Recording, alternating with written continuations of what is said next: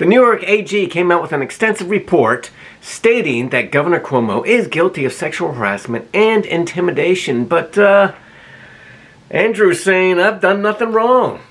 Welcome back to Bible Bears, everyone. I'm Ryder. So we're going to get into this story. I'm going to show you a clip of the New York AG at the press conference. It's a short clip. He's just discussing the allegations that were made against Governor Cuomo, and that after extensive research and extensive investigation, these allegations are true.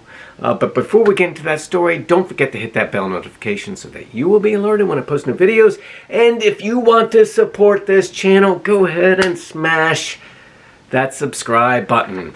Now, as you know, before we get into the story, we always warm you up with a joke of the day. I don't mean to brag, but cashiers always check me out.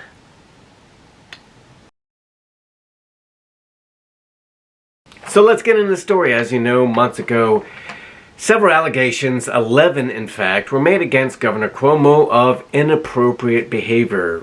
Sexual advances, inappropriate touching, some words that he could have, improper choice of words when talking to some of his female employees. So there was 11 complainants in all. 9 of them worked for him. An investigation went underway, and today the New York AG released this statement.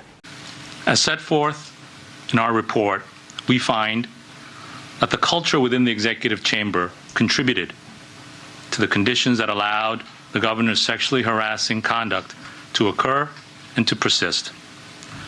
The culture also informed the way in which the executive chamber responded to allegations of sexual harassment, as Ms. Clark has described, through violations of their own policies and through unlawful retaliation. Well, what was the culture?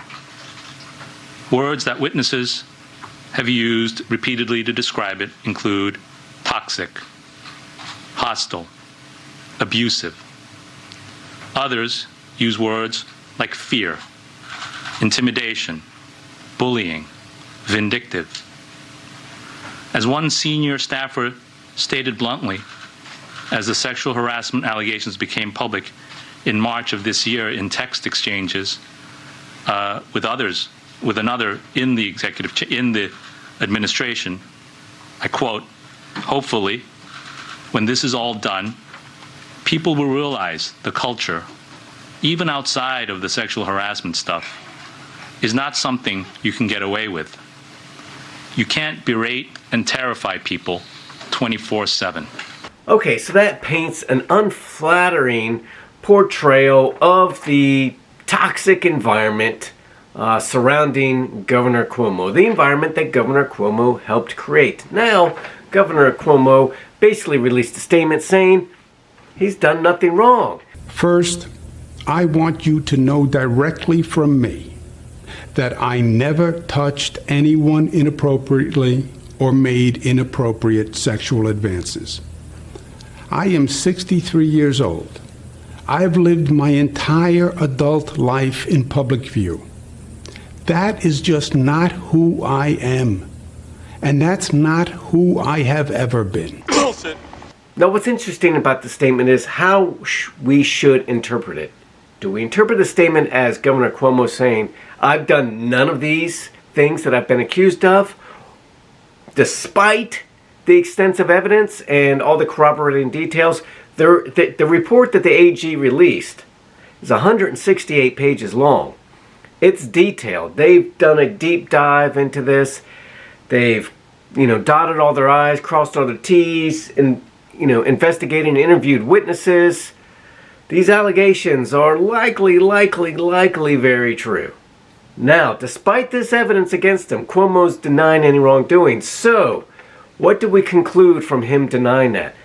Well, we can conclude either he's saying all these allegations are false, or he's saying, I don't believe that any of the things that I've done are wrong.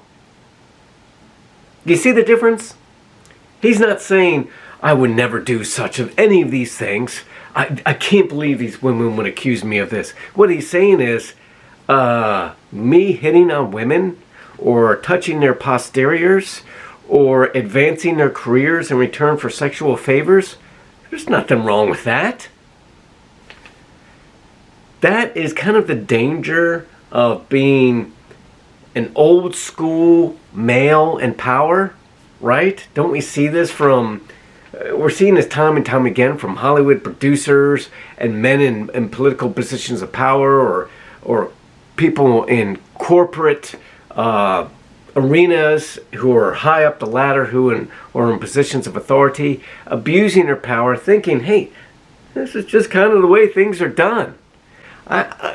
Actually, I'm pretty troubled that Cuomo could be so brazen as to look at these allegations, and he's not denying them. He's just denying that touching women on the bottom is wrong, that asking them out is wrong, that grabbing them and kissing them on the lips is wrong. Now, what I don't want to see is, hey, and I'm a conservative, but I don't like conservatives coming out and saying, oh, look at this liberal leader and what he's done. Now, what he's done is not a byproduct of liberalism or being a Democrat, nor is it a byproduct of being a conservative or Republican. This is a byproduct of being a man. This is a byproduct of being in a fallen world. Listen to these verses. Dearly beloved, I beseech you, as strangers and pilgrims, abstain from fleshly lusts which war against the soul. Now, how hard it is to abstain from fleshly lusts which war against the soul. Cuomo is in a position of authority over people's lives, and he succumbed to these lusts. But every man is tempted when he is drawn away of his own lusts and enticed. Then, when lust hath conceived, it bringeth forth sin, and sin, when it is finished, bringeth forth death. Listen, we should be praying for that state of New York up there. I know many conservatives, many Christians out there, many people in New York who have been living under these kind of draconian laws enforced in New York due to COVID. And now Cuomo recently came out saying that the private businesses should turn patrons away unless they've been vaccinated, which is pretty authoritarian. I know many of you just want to see this man crash and burn. And yes, I do agree that he should resign. But in our heart of hearts, we should be praying for him, praying for those people in New York, praying that they find a new leader, and praying for men and women in positions of power anywhere that they continue, that they stop abusing their positions of authority and taking advantage of those people beneath them. As we've seen, and as you may have seen from watching some of my past videos, these types of actions performed by Cuomo can be done by anyone, no matter their race, gender, ethnicity, or their faith. As you've seen from my past videos, Jerry Falwell fell from grace at Liberty. Ravi Zacharias, a man I greatly admired, fell from grace posthumously after allegations were made against him. This isn't the end of hearing about the people in positions of authority abusing their power. So we need to continue to pray for these people, not come out, be petty, bitter. But if you're a Christian, come out and say, look, I disagree with the things he's done. I think he should resign, but I wish you the best. Get some help. Reflect on the things you've done. And let's pray for these victims, that they continue to be successful and have careers, and that there's no blowback against them for coming forward. Got it? Good. Got any comments? Leave them below. Alright, so for some good news, Billy Graham's grandson, Jonathan Lotz, was recently released from the hospital after spending, I think it was like a week in the ICU battling the Delta variant of COVID. So we're thankful that he's finally home. His mother's been posting, his mother and Graham Lotz has been posting on social media. So it's nice to hear some good news for a change. I'm not talking about COVID or masks or vaccines or any of that stuff because I don't want to get banned by YouTube.